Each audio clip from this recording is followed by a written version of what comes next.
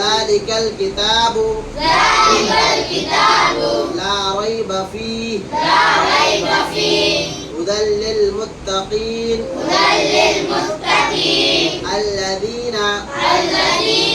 يؤمنون بالغيب بالغيب ويقيمون الصلاة ومما رزقناهم ينفقون والذين يؤمنون بما أنزل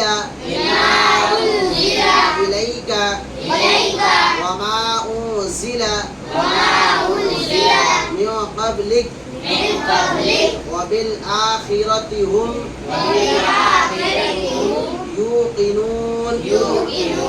أولئك على هدى من ربهم وأولئك هم المفلحون.